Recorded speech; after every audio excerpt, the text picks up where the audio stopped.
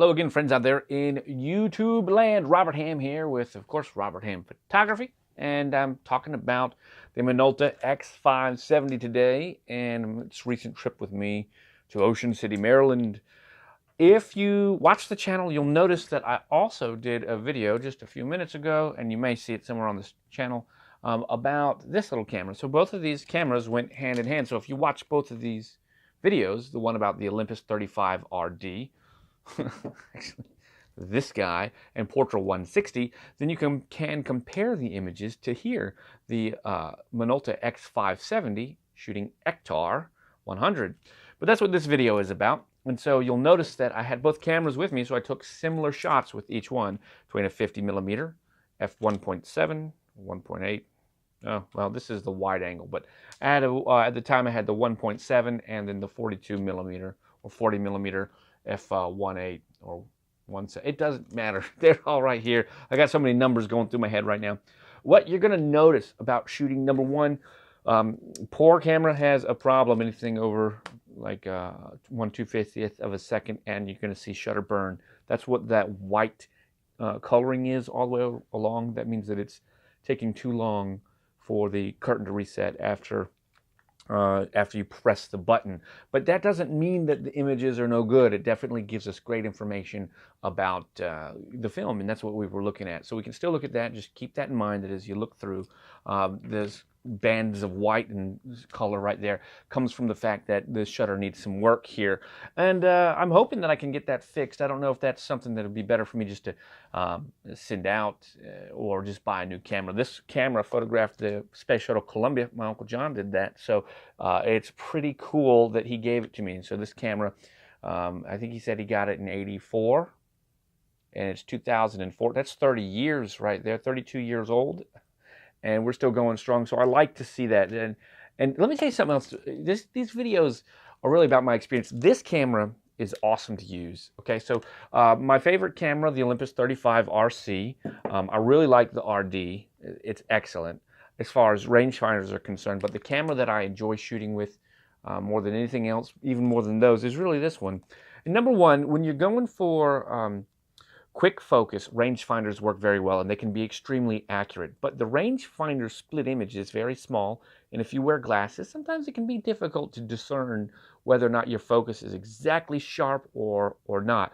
But that doesn't take anything away from the fact that this is the camera, the Olympus 35 RC, the film camera that I recommend you start shooting with. That's right, you out there. In fact, if you didn't know, let's pause this right now. You can win this camera. All you have to do is subscribe, and you'll be entered to win this camera on November 20th at 6 p.m. Eastern Standard Time, live on YouTube.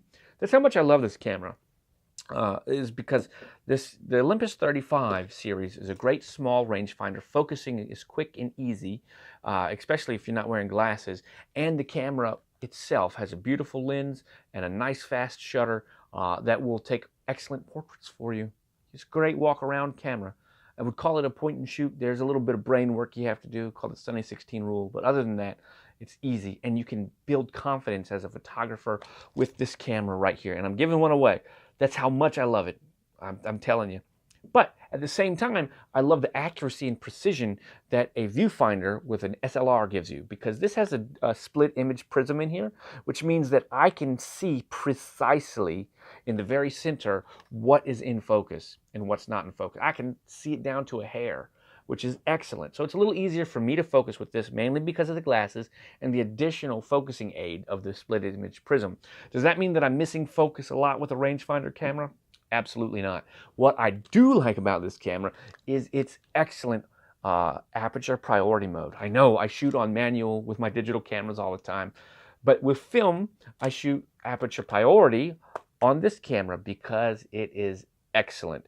However, the camera happens to have an issue with the shutter, so I got to send it in. But putting it in the aperture priority mode allows me to be able to just go ahead and set my aperture wherever I want and let the camera worry about working out the exposure. I use the meter inside of it, and I enjoy that. Because of that, this is an electronic camera, so it doesn't work without batteries, guys. However, your rangefinders like this, no batteries required unless you want the meter. It has an aperture priority mode as well, but guess what? I never use it. you won't either. There's no reason to ever put a battery in here because it's just not necessary. As far as shooting the Ektar 100, I've got to say, I like it a lot. I've shot several rolls of it with this camera right here. You'll notice some of the other videos. I was hoping that maybe it was something wrong with the film, but no, I discovered the shutter issue. But I've shot several rolls of it with that camera specifically, and I truly enjoy it. What you'll notice is that pretty much in any situation, because of its extended vibrancy range, which is what it's got. It's got an extended vibrancy and high contrast film. This is what it is. So at a 100 speed, it's relatively moderately fast, and it's got a moderately fine grain. They say it's fine grain. If you're shooting digital at all, you probably will have no grain at ISO 100 when compared to right here. ISO 100 on film this seems to be a little bit more grainy. This depends on how you look at it, but that's part of the character of film that makes it wonderful. You want that grain. That's one of the things I like about it. Another thing I like is because of that extended extended vibrancy range, what you're going to get is a blue sky pretty much any time that there is a blue sky, even if you overexpose too much. So if you overexpose your film and you're not shooting Ektar or I guess any film, it doesn't really matter. What I'm trying to say is when you overexpose, you let the light hit the film longer than it should. And of course, the longer the light hits the film, at some point in time, it turns white like that. Well, like that back there, it turns white like that part. Underexposed is, of course, black. And that's what happens. The density of the film gets all jacked up and all that other good stuff. So what I'm saying is, with Portra, I noticed if I'm overexposing too much by up to 2 stops, I start to lose the color saturation in the skies. With Ektar, I don't notice that at all. I notice that it becomes a little more grainy, but I still keep the blue skies, which is pretty cool. And the grain in the image actually looks pretty nice as well. That's something that you can enjoy and learn to love about film photography. Guys, I want to tell you this is an excellent camera. That's what I want you to know. So if you have the opportunity to pick up a Minolta x570, go for it. Whether or not you will have to send yours out for work, I don't know that. I know that they're a little finicky to fix because looking around on the forum after I realized this, it can be a little tough.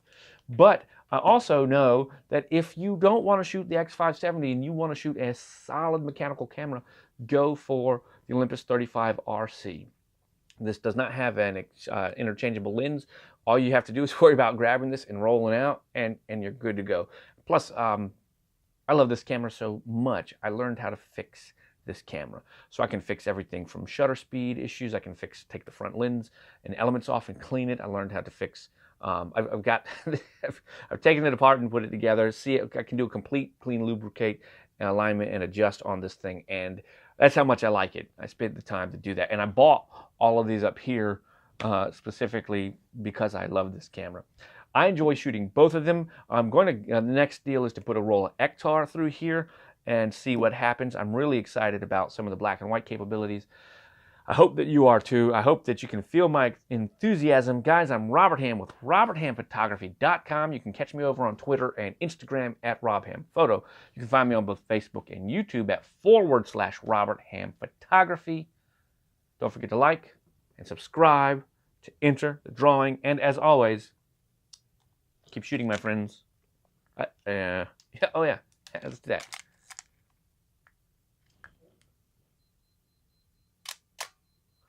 That little audible sound that you heard is really cool because it tells you when you're at 1/15 of a second or more, and it wants you to slow down. It's an audible warning. All right, guys, take it easy.